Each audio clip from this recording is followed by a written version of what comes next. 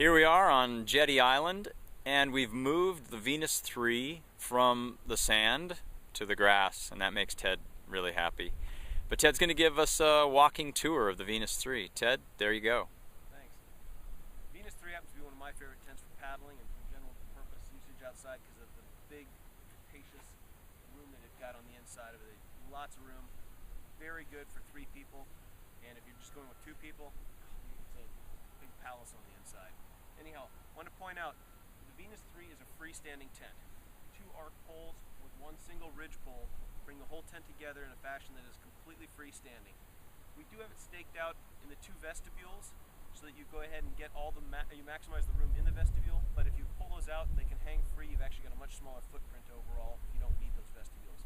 I like them. I like to stake them out. I also, while I'm pointing out the vestibules, I want to point out that the vestibule on this particular side over here is actually a larger vestibule because the arc pole extends out a little bit further than it does on this other side over here.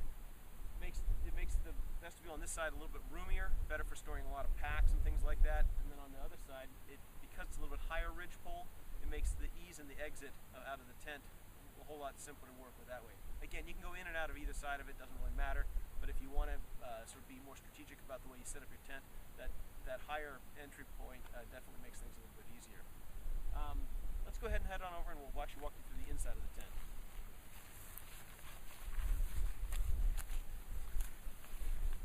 As with all Exped tents, I was going to point it out earlier, but this tent is set up with plenty of guy out points.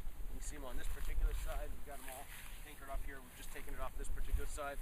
So if you want to stake this thing out in high winds, it works particularly well. Tying right to the ridge pole, you're set to go. Lock that down in a high wind situation. Right. Coming in coming into the vestibule that is a little bit higher. Obviously, you can see it's quite high compared to most backpacking style tents.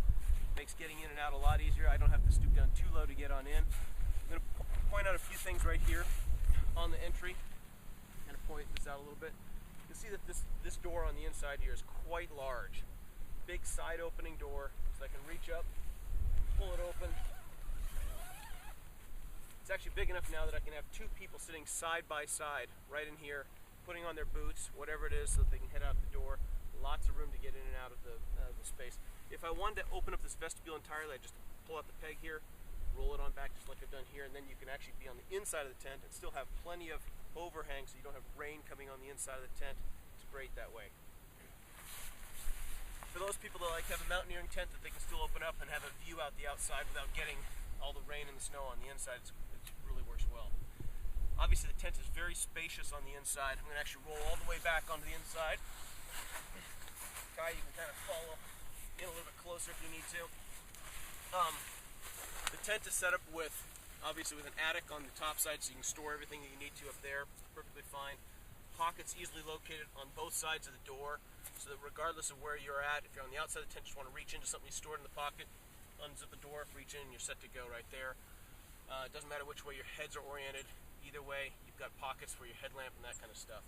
Plenty of space, you can see, obviously with 1 person laying down here, plenty of room, 3 people, no problem, 2 people, again, it's like a palace on the inside. So, when I open the door on the other side here, I just want to show you sort of the room that you've got inside one of these vestibules. I've gone ahead, stuff these doors onto the mesh pockets. As you can see, a huge vestibule to work with right here. Great place for me to store my packs. You also have a little outside attic. It's a great place for you to just take whatever you've got, wet socks or extra hat, throw it up on the top. That's on the inside of either one of the vestibules, so you have plenty of places just to store and let things dry out of the rain if that's the case.